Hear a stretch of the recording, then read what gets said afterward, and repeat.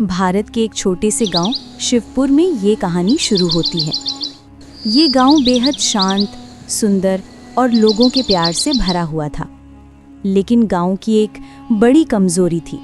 गांव वाले बहुत जल्दी किसी पर भी आंख बंद करके भरोसा कर लेते थे।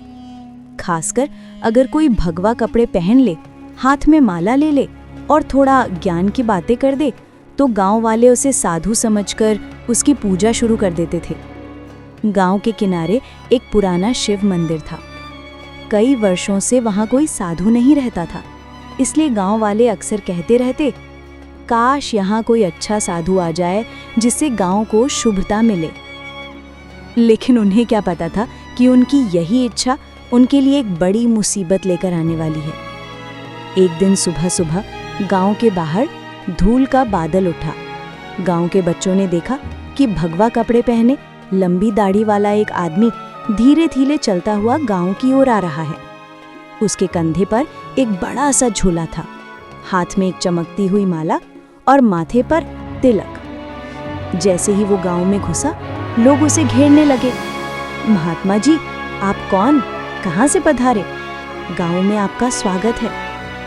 आदमी ने अपनी भारी आवाज में कहा, मैं महात्मा सर्वज्ञानानंद चारों दिशाओं की तीर्थ यात्रा कर चुका हूँ। भगवान ने मुझे आदेश दिया है कि इसी गांव में डेरा डालूं और लोगों का दुख दूर करूं। गांव वाले अत्यंत खुश हो गए। उन्हें लगा जैसे भगवान ने उनकी सुन ली हो। सर्वज्ञानानंद को मंदिर के पास कमरा दे दिया गया। दिन दिन भर गांव वाले उसे खाना लाकर देते, सेवक बनकर पीछे पीछे घूमते, लेकिन किसी ने ध्यान नहीं दिया। उसकी दाढ़ी असली नहीं थी, उसकी माला नकली थी और उसके झोले में सिर्फ कपड़े ही नहीं बल्कि कुछ अजीब चीजें छिपी थीं। पहले ही सप्ताह में साधु ने लोगों को अपने चमत्कार दिखाने शुरू किए। कभी किसी के हाथ से फूल गिरा देता और बोलता, देखो ये अपशकुन है। कभी किसी के घर की रोटी गायब करके कहता, तुमने दान नहीं दिया इसलिए देवी रूठ गई। लोग डर जाते और तुरंत उसे पैसे, अन्न, दूध या घी दान दे देते। साधु के चेहरे पर संत जैसा भाव होता, लेकिन रात को वो अपने कमरे में दान की चीजें गिनकर मुस्कुराता। धीरे धीरे उसने दावा किया, मैं भविष्य देख सकता हूँ। किसी का बच्चा बीमार हो जाता तो कह देता, देवी नाराज हैं, 500 रुपए का हवन कराओ। किसी की गाय दूध देना बंद कर दे तो कहे, 300 रुपए का विशेष पूजन करूंगा। कुछ महीनों में उसने काफी धन इकट्ठा कर लिया। गांव वाले उसकी पूजा करने लगे और साधु दिन ब दिन घमंडी होता जा रहा था। लेकिन गांव में एक व्यक्ति ऐसा था जो उसकी बातों पर भरोसा नहीं करता था। रघु, एक पढ़ा लिखा नौजवान जो शहर में पढ़कर अभी अभी गांव वापस आया था। रघु को साधु के चेहरे में कुछ नकलीपन दिखता था। उसने सोचा, ये साधु नहीं, कोई धोखेबाज है। मुझे इसकी असलियत उजागर करनी होगी। एक दिन गांव में एक घटना हुई जिसने रघु के शक को और बढ़ा दिया। गांव के एक बुजुर्ग रामनाथ काका की तबीयत खराब थी। साधु ने कहा, काका की बीमारी दवा से नहीं, मेरे चमत्कार से ठीक होगी।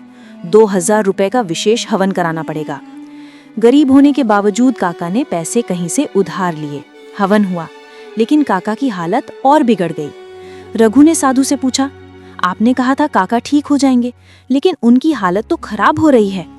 साधु नाराज होकर बोला, मेरी शक्ति पर सवाल करता है? तू नास्तिक है, भगवान तुझे दंड देंगे। गांव वालों ने भी रघु को डांटने की कोशिश की, लेकिन रघु चुप नहीं रहा। उसे अब पूरा विश्वास था कि ये आदमी साधु नहीं, धोखेबाज है। रघु ने साधु की असलियत उजागर करने के लिए एक योजना बनाई। वो गांव की कुछ समझदार महिलाओं और युवाओं को समझाने लगा, अगर ये सच में साधु है तो इसके पास चमत्कार क्यों सिर्फ पैसों के बदले आते हैं? क्यों ये हमेशा दान की चीजें छिपकर गिनता है? धीरे धीरे 4-5 लोग रघु की बात समझने लगे। वे सब मिलकर साधु पर नजर रखने लगे। एक रात उन्होंने देखा कि साधु के कमरे में कुछ अजीब हो रहा है।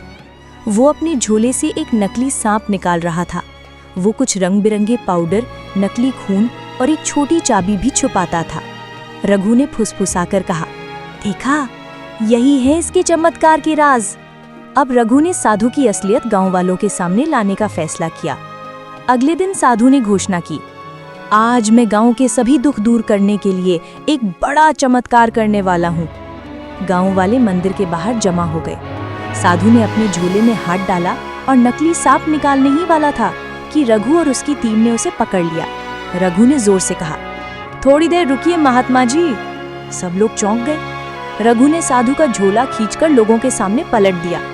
उससे निकला नकली सांप, नकली खून, जादू के खिलौने, ताला खोलने वाली चाबी और दान के पैसे का ढेर। गांव वाले हैरान रह गए। उनकी आंखें खुल गईं। साधु बुरी तरह घबरा गया।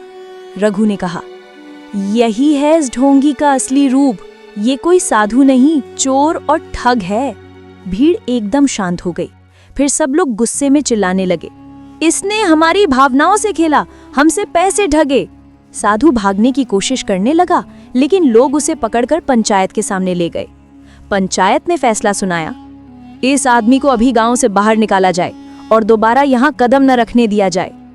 गांव ने मिलकर उसका सारा सामान जब्त कर लिया ताकि वो कहीं और किसी गांव को धोखा ना दे सके। साधु को अपमानित करके गांव से बाहर निकाल दिया गया। ढोंगी साधु की सच्चाई सामने आने के बाद गांव वालों को एक बड़ी सीख मिली। किसी की वेशभूषा देखकर उस पर भरोसा न किया जाए। गांव में एक नई परंपरा शुरू की गई। अब कोई भी साधु, बाबा या वैद्य गांव में आने पर पंचायत उसकी पहचान और इतिहास की जांच करती। रघु गांव वालों का हीरो बन गया। सभी लोग उसकी समझ और हिम्मत की तारीफ करने लगे। कुछ महीनों बाद गांव और भी खुशहाल हो गया। लोग अब अपने फैसले खुद करते और किसी भी व्यक्ति पर अंधविश्वास नहीं करते थे। धोखा अक्सर भक्ति और विश्वास के पीछे छिपा होता है, इसलिए समझदारी जरूरी है। अंधविश्वास इंसान की सबसे बड़ी कमजोरी है। सच्चाई कभी दबती नहीं, एक दिन उजागर जरूर होती है। ज्ञान और तर्क हमेशा डर और अंधविश्वास से अधिक शक्तिशाली होते हैं। हर भगवा वस्त्रधारी साधु नहीं होता और हर दाढ़ी वाला महात्मा नहीं। इस वीडियो से आपने क्या सीखा कमेंट में ज़रूर बताइए। चैनल को लाइक, शेयर और सब्सक्राइब करना ना भूलें। Press the bell icon for the next video.